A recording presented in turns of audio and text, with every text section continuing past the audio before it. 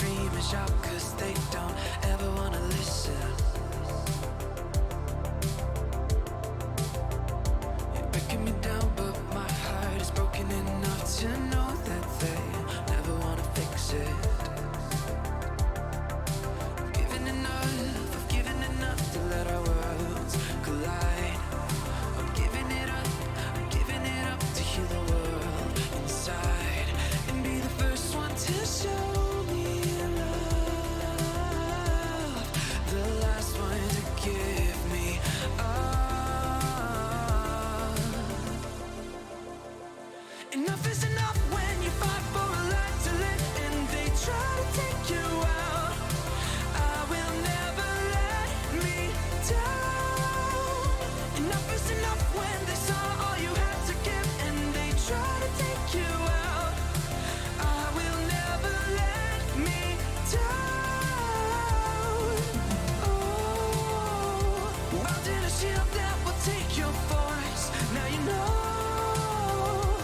I'm stronger now. Enough is enough when you fight for a life to live and they try to take you out. I will never let me down.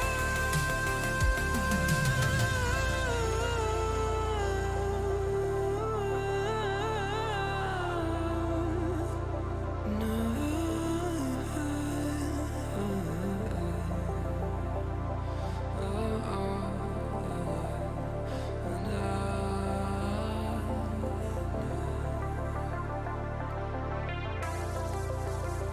They don't know that my heart is trying to scream and shout, 'cause they don't ever wanna listen.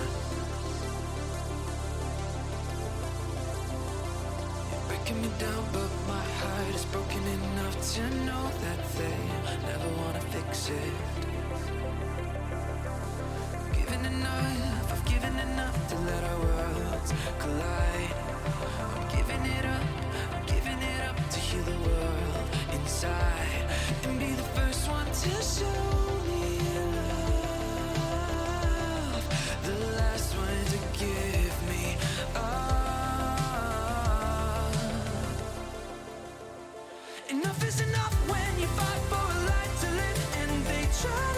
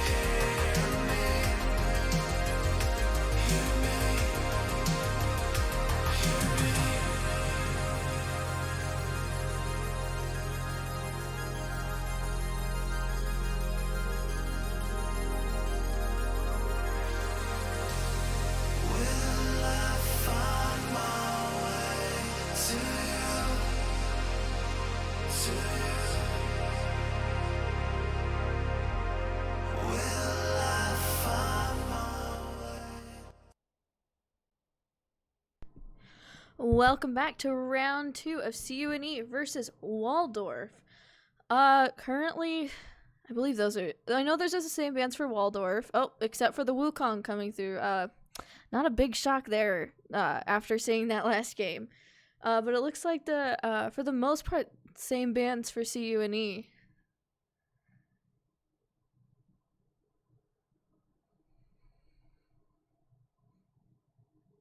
Indeed. Waldorf replacing the Ezreal ban with a Wukong ban. Apparently not liking the monkeying around that CNE is doing. So putting the old sneaky boy on the bench for now. Yeah. And starting off with the Nautilus again. Old safe pick Nautilus. Mm-hmm. CNE going to respond with the Mordekaiser for the top lane again. And sticking with the Morgana as well. The Morgana doing pretty good work last game. Yeah, it worked well. So I don't blame them for not picking it. Yeah, very, very good against basically anything that Nautilus really wants to do. So just worked solid last game, and if it ain't broke, well, don't fix it. Exactly. There you go. Ooh. I like that. I as I've mentioned before, I've started playing Tristana, and I like her mobility and the amount of damage that she can do. So, but and I like it going in with the Nautilus. I think those two are a really good combo.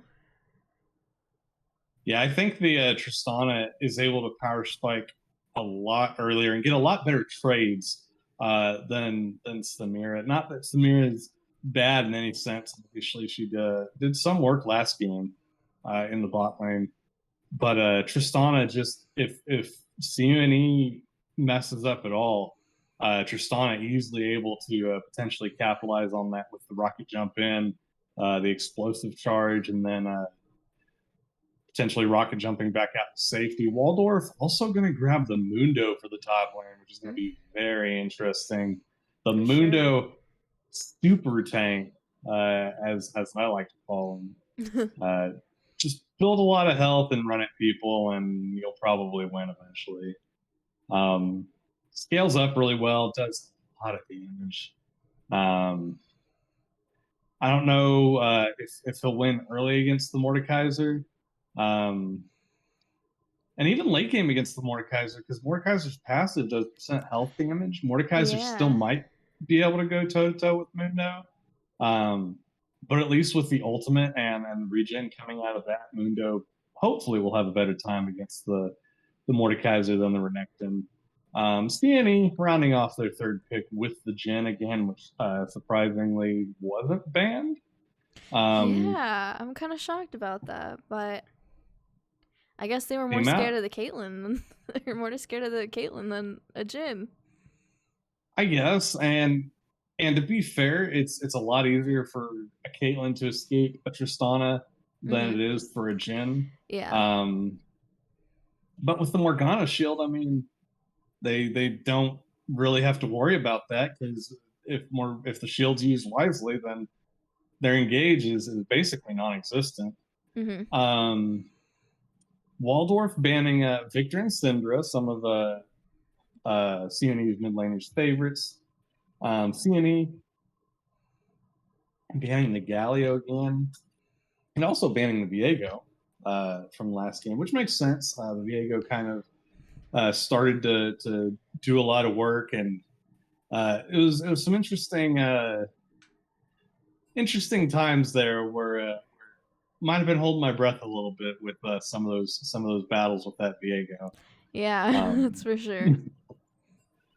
So Waldorf gonna take Kindred as their jungler.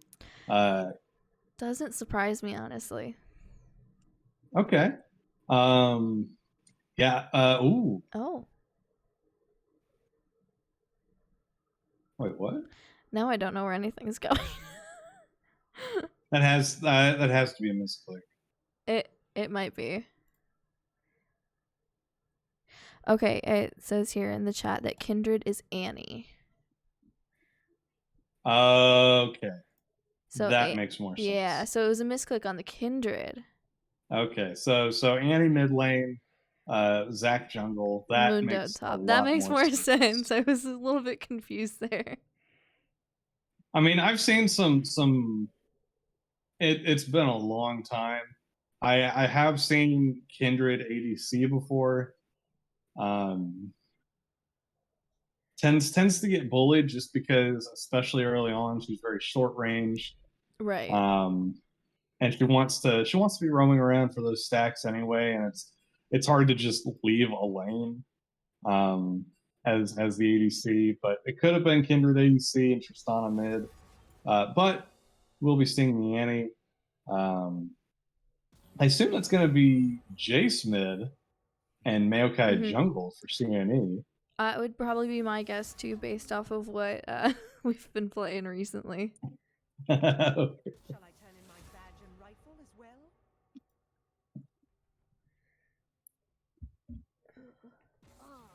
Yeah, definitely a different comp Waldorf going for here. Still sort of a potentially heavy dive comp. Having the Annie gives them a lot of front burst and as well as crowd control. Having the Zac for that really long range engage and potential setup with the ultimate and such will be nice. Potentially get in there and kind of disrupt things, allow them to sneak off kills potentially, and especially just early game. Zac ganks with a Nautilus and a Tristana could be pretty rough. Nautilus baits out the Morgana shield, then Zac comes in from over the fences and hits whoever's not shielded, and they still might be able to capitalize with that Tristana and get her going some. But yeah. It's not letting me switch over my screen. Oh well, Coach is here. He can fix it. It's not letting me switch it over. Switch what over? You said you had to switch it over. Switch what over? You needed the thing. What? What am I switching over? I'm not switching anything over. You said you had to click on it. I know what you could be switching over. You could be switching over to Geico to save 15% or more on your car insurance. Hey, shush! They don't sponsor us. We don't have to shout out Geico in any way, shape, or form. Oh, you're right. Geico sucks. Geico's Nationwide terrible. Is on your side. That's Allstate, Ryan. Are you in good No, hands? son of a gun! All right, listen. Listen, if we sponsor everybody, If we sponsor, then nobody gets sponsored. Then nobody. Okay, yeah. If everybody sponsors us, then nobody sponsors us. Welcome back to that's game. the syndrome logic from Incredibles, right? It's syndrome. Yeah. Oh man, I want to watch Incredibles now. What am I doing? Anyways, you were saying. Yeah. So, all right. Anyways, it's gonna be an interesting time. So, right. Welcome back. This is game 2. We're getting things kicked off. Same bands for the most part. We do see the Wukong switch, and then of course Viego in the second round of bans from Concordia. So we're gonna see quite a bit. Everybody on the side of Waldorf's going to be a little bit different, except for that Nautilus. And then, meanwhile, on Concordia's side, we're just going to see the Maokai Jace switch up. So, yeah, kind of interesting to see all this come through. But I guess, what are your initial thoughts here as, we kind of see the two lineups? You're going to have a little bit of a tankier side now, suddenly, from Waldorf. And maybe a little bit more team fight, a little less of that kind of pick fight that they had in the previous setup. Yeah, still potentially trying to look for that pick fight with the Zac, but Annie obviously providing a lot of damage burst and crowd control with Tivers. Mundo super tanking, really getting in there with that ultimate and that regen, potentially able to soak up a lot of damage. But at the same time, usually when I see Maokai jungle, they go Demonic Embrace. So all his spells will be doing % health burn damage, which will help eat through those tanks slowly but surely. The Mordekaiser passive It does percent health damage. So, potentially not really looking all that bad for CUNE, even with these pick change ups. It's really gonna come around to if they can get this Tristana really just set up. Tristana is one of those. I've done it before, and I love doing it. You go Hail of Blades, level 3, you just all in the other ADC, and most of the time, if they don't have an escape, they die. Because she's really strong trading wise, and especially with a Nautilus and a Zac.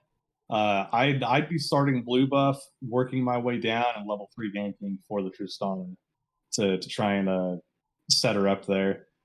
And yeah, you get her popping off, and Jin scales well, the Mordekaiser scales well, the J scales pretty decently, and is going to be able to burst some of these people. But if you get that Tristana going early like that, then she's just going to make everybody feel real good potentially. So. Yeah, especially I think that you're like you said, you get the Tristana firing off. The Annie is kind of there early to help with that a lot, and also the Annie buffs that came through are a little bit dumb.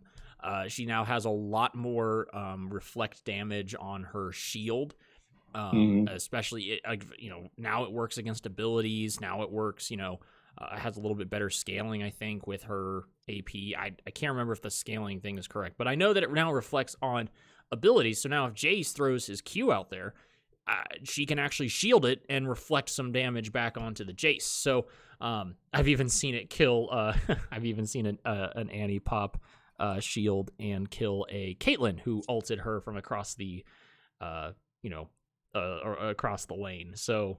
Right. It has a lot of power, and obviously the Caitlyn was really low, and it was just kind of a funny situation that she pops the shield on the ult, and it reflected enough damage to kill. So, I'm interested if what item interactions that have, because technically, if you're doing that return damage, that's spell damage, right? So, if somebody attacks you and you have Leandries and that return spell damage, is that going to proc Leandry burn, or is it? I'm not sure. Items on are that. weird. I feel like items are weird when it comes to like a shield pat like. Right. Yeah, items are weird. It's definitely a interesting situation. I think we'll just have to see it play out. Obviously, we'll get things loaded onto the Rift as it's going to be Concordia University going up against Waldorf, and Concordia on the red side. Waldorf once again on blue. Concordia up 1-0 so far in this best of 3. And so Concordia could win it here, call it good, and then an opportunity on the other side for Waldorf to try to bring this to a third game. Make it a nice long night for us, but Concordia could end it quite quickly here. We're going to have the Bug and Carnage once again just kind of meet each other in that part of the river and sort of just hang out. Yeah, and seeing the early trading power of that Mundo early on for Mordekaiser, I actually think this is going to be a little bit of a rough setup, just because that Mundo cleaver does so much damage. The Mundo cleaver is very annoying, and then with his electrocute and the other, I guess, his other abilities, obviously, he's really good now on that earlier game presence. He used to not kind of have that quite as much, but now he's really got some nice early game to him, I think.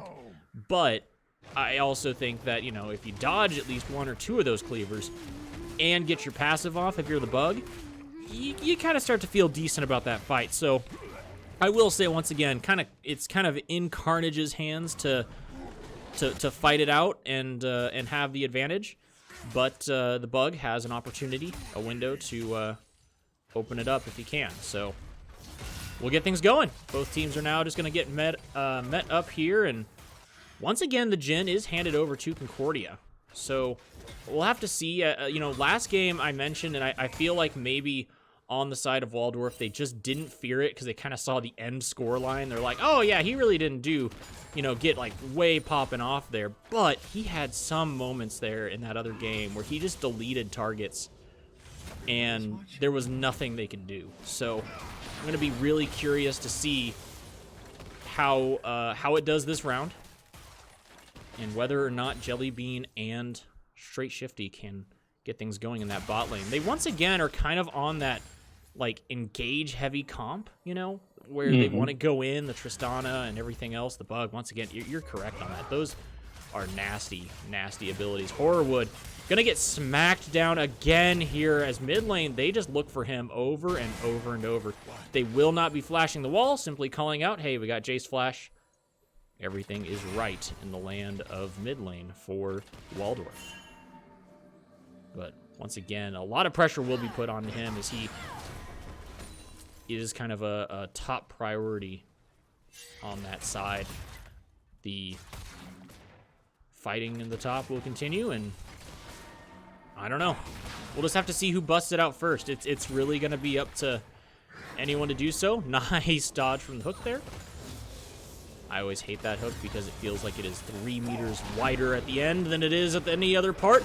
And there's the engage. Even though they get the nice little hook or the engage onto them, Straight Shifty will get caught by this. Does he go down? He does. First blood going over to CUNE. Jellybean trying to get back in there and throw some more damage in, but just doesn't find it. And do they even find him with that? They do. He actually has to use his flash in the bot lane, so we won't see that part of it. I was keeping my eye on the mini-map just to see exactly what happened there. He did use his flash, so flash is down in the bot lane. Aggression for Concordia will be rewarded. First blood over to El Gringazo. Yeah, and that's the thing. I think their idea, Waldorf's plan is they don't want Gringazo on mobile carry. And while Jin does get speed ups from his crits early on, he's not really that mobile. Even once you get the Bug is in some trouble here as there comes in the top or the jungler. Means he isn't going to be mid, so here goes Horrorwood onto Joe Cool. They'll both bully each other down to about half health and then have to retreat for cooldowns to get back online. And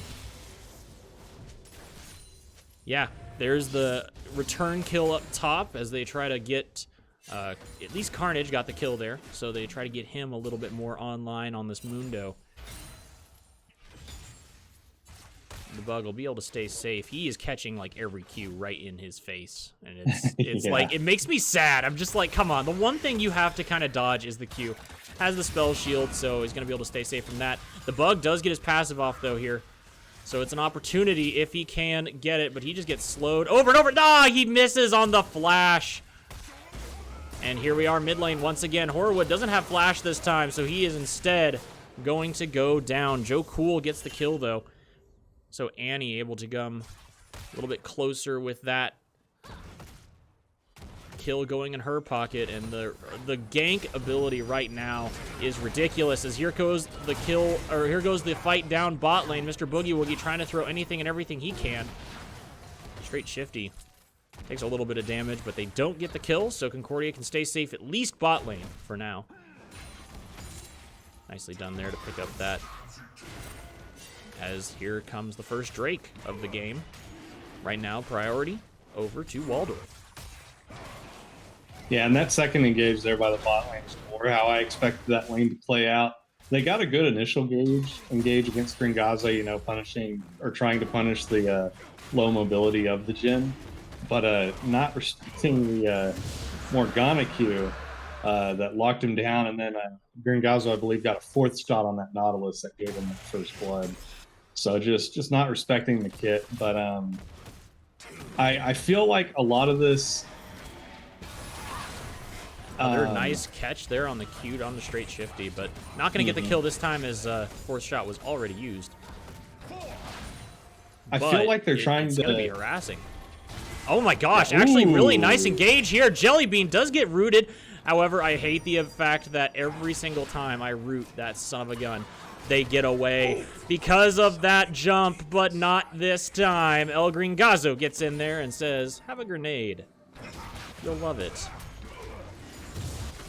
Yeah, and I forgot that Gringazzo was going energized, so it does get a little movement speed when he procs that, and just enough there to catch up and get that fourth shot on the Tristana and then the follow-up Q. But yeah, I feel like the idea of the comp from Waldorf is just play tanky, places that you can't burst, and then just out tank CUNE. Because the bug isn't going to be chunking you down initially. He'll burn you over time with the passive, and Gringazzo will be the same with the Jin in that the lower health they get, the more damage that the Jin passive will do on that fourth shot. But if you get a little bit of armor, those first couple of hits from the Jin aren't gonna do that much. They're gonna have some decently reduced damage, I feel like, and so maybe they're just gonna try and out tank enough to where they can kill bug, and then it's like, well, okay, so the next frontliner is the Maokai, and I feel like that might be the comp they're trying to go, is just be tanky enough that you have enough health that the Jin fourth shots don't get to really pop off, if that makes sense. Right. Because, yeah, I mean, if you have a lot of health and you don't let Jin... Yeah, if Jin fourth shots you, but you still had a lot of health, you stay alive. I mean, we'll see that with straight shifty over and over again here, probably. But it is going to be kind of a... It's going to be kind of a hard one from the play, because if they strictly play around that, looking at El Gringazo as their main, like, oh, just stay away from his damage, then yeah, the bug's gonna hopefully come online there. So if they slow down the bug, then just kind of wait for the Jin to not do anything. Who knows? Meanwhile, mid lane, this is just cringe. Horrorwood is not having a good time. That ultimate though from the Annie does miss. So we'll have a little bit of a situation there. We're, of course, going to see the alt side of this whole thing. What a weird thing that the camera was like, yeah, you want to just watch Jin shoot, right? Well, not really. We kind of want to see the rest of the action. However, here we go. Going to have a fight in the river right now. Somebody help, please. Is going to be in some trouble. He does find a nice little Q over, though. El Gringazo has to get away, but he's got a lot of damage, and Jellybean's going to be in some trouble. Gets killed by Mr. Boogie Woogie. That's going to be, of course, the jungler once again, though, coming over, and will he get out? He does not. Somebody help, please, goes down. Boogie Woogie also going to die there, and the Jin finding the kill on 2. Mr. Zac, as he was under the turret, so, it's hard to get out of there when you're under that far, but 3 kills over to this Jin. And what was kind of a hectic fight, sort of just started out with both sides sort of slapping it at each other in the jungle. But both flashes burned by your junglers. Flash by the Maokai to get away. Flash by the Zac to continue in. And yeah, it's still back and forth. Still anybody's game. Once again, the Zac is here. Oh, this is just so cringe. I can hear Horrorwood literally being angry about this whole situation, because it's extremely annoying to just get dove on repeatedly when you've done nothing. Now he's going to try and get his friend